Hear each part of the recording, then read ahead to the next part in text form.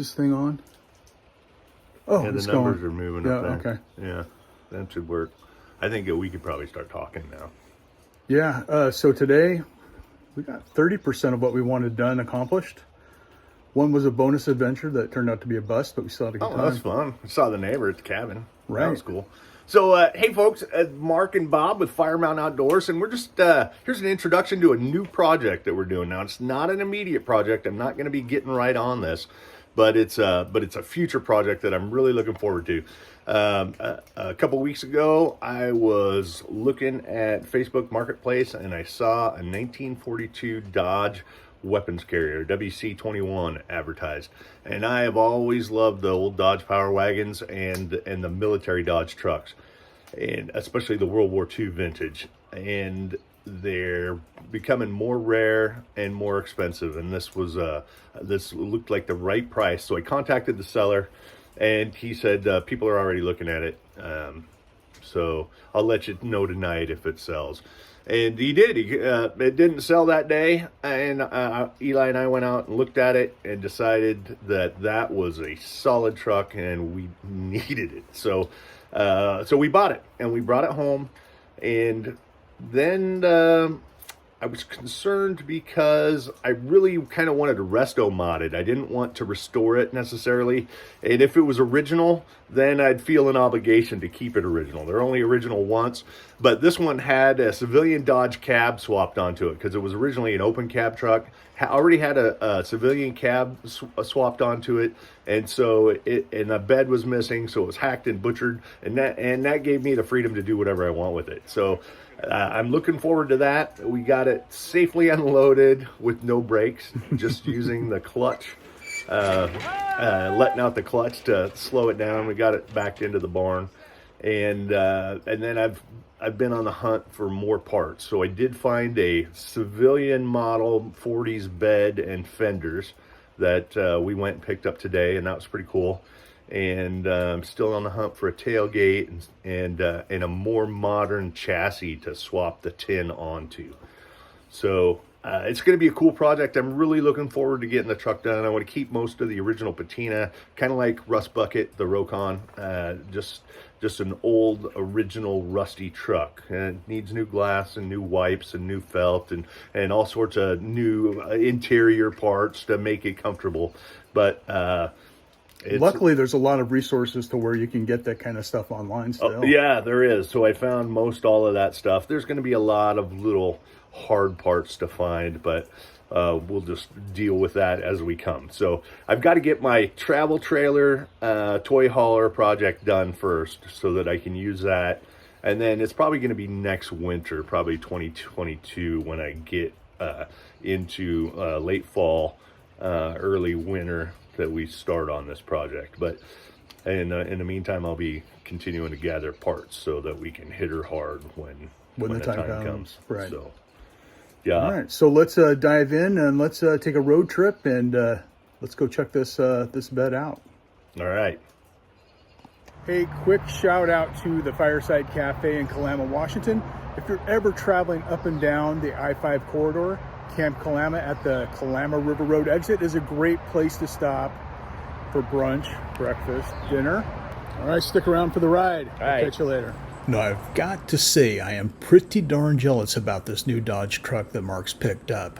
But I am very excited to go along with him today to go check out this new bed to see what might be a good opportunity for him to put this on the back of this truck.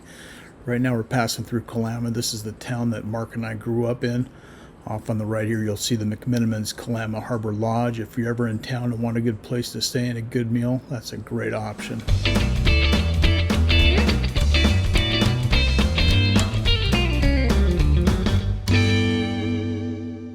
So after about 30 minutes of driving, this is the bed that we found. It is from a weapons carrier. It is a little bit newer than the one Mark has, and it is a little bit longer than what we need, but it is easier to make it shorter than it is to make it longer. It's also missing the original tailgate, but we do have a lead for a tailgate that we're going to go inspect on our way home. The fenders are also of a newer vintage. We may try to make this work with this Frankenstein truck, or we may try to fabricate something that looks more original to the 1942 vintage. Either way, we're off to go find a tailgate, so stick around. All right, so we've got a change of plans. So we were hoping to go look at a 1971 Dodge Power Wagon this afternoon. It looks like that kind of fell through. But we'd heard word of an old abandoned truck bed trailer up near Weyerhaeuser Land that's upside down, that we're looking for a tailgate, specifically a Dodge tailgate. And we don't know if this is bust. If it's still out there, this is kind of old information. But we're taking a big detour and headed way up the Clam River Road just to see if by chance we might be able to find a truck bed out of this old trailer. So this may be a complete waste of time, but we ain't got nothing better to do, and it's raining, and We're inside the truck cabin. It's dry. it's nice and dry. But inside the back of the bed back there, you can see that there is an old Power Wagon bed that we did pick up today on Battleground, Washington. That's going to make a great donor for Mark's new project rig. So bear with us as we continue on this adventure into nothingness or glory. So anyway, we'll catch you guys a little bit later.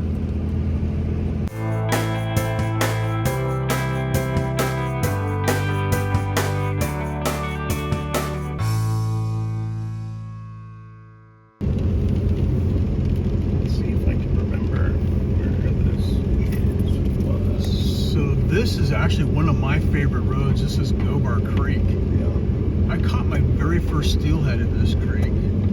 God, probably about 1984, 1985. And for those of you that have followed our channel, you may remember an episode where we drowned a primary arms optic in this river down here. This is Govard Creek. And it's always been one of my favorite places to go on a hot summer day, just to go hang out in the water. And now everybody's going to know about it, all 600 of you that watch us. But this is the spot right here where you park, and there's a pretty treacherous walking path to get down there. But yeah, that's where the magic happened with the primary arms red dot that threw in the river and got captured all this image of fish swimming around. It was a lot of fun. Anyway, we're just going to keep going up this logging road and see if we can find this supposed truck bed trailer. So catch back in with you in just a little bit. Well, the truck bed didn't happen to be where we thought it was, so we stopped at one of Mark's friends' houses that lives nearby to see if he knew anything about this rumor, and this is what we came up with. So we're at John's cabin on the Wild Horse. Mouth of the Wild Horse Mouth Creek. of the Wild Horse. And John, where do you think that trailer was?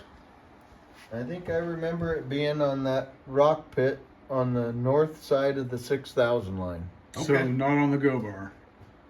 No, there is a rock pit on the Go Bar, but I think that trailer ended up down there Yeah. at the 6,000 line. Yeah, so it's further, it's closer to home than we thought. So we'll go poke down that way and see if we can't find it. Hopefully the tailgate's still there. Yeah, well, John, thank you for allowing us into your cabin. What a beautiful view you have here, and it's warm. We haven't been warm except for wearing the rig. Now there is a little rock pit right here just south of us on the 6,200 line, right by the gate. So another. That maybe we'll check there first. All right. You know where that is? Yep. You go Yep. up and it'd be on the left, and it might be even outside of the gate. I'm not sure. I don't remember. Okay. All right. We'll check those spots. Thanks, John. In The quest continues, and off again.